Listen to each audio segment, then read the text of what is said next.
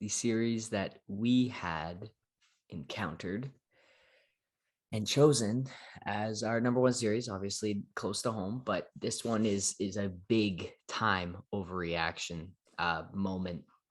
People forget in 2019, all the games in Philadelphia were absolute blowouts for a much stronger and battle-tested Raptors team. I was not surprised to see Philadelphia take the home crowd tide and put on an avalanche against this Raptors team. Tyrese Maxey was phenomenal with 39 points, and he was hitting all of his open shots and just a lightning bug in transition. But underratedly, the most important player that the Sixers need to be that secondary scoring is Tobias Harris. And 26 from Tobias means that the Sixers are going to win every game in this series. The Raptors can take away Embiid as much as you can take away Harden as much as you can. But if Maxey and Harris are going to combine for 65 points, there's not much you can do at that point. And so it's a tough one to swallow, but that's why it's a series and you play all the games and it's just one. The way that we saw it, Max, you and I talked about this off the air, but it's going to have to be slugging it out in a game 7 on the road with the pressure tight, and you just hope the ball bounces your way like it did in 2019. That's really the only way I see the Raptors pulling this one out.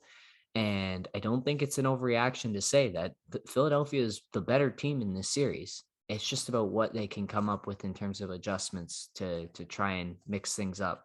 And if Scotty's not around, their chances go down greatly.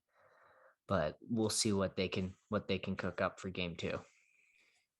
Yeah, I think the Raptors a little outsized, but not outmatched, not completely out of their depth in this series. Mm-hmm. They just have to dot all their I's, cross all their T's, and play more locked in, better, more consistent basketball than their opponent plays.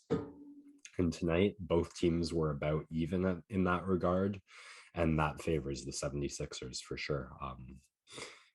I think Embiid did as much damage as you can expect him to do. I think Harden's similarly there, though I'd like to see a little more tightness on the 3-point shooting from him. But yeah, Maxey and Harris far too damaging. As a team, the 76ers going 16 of 32 on the 3-point shots.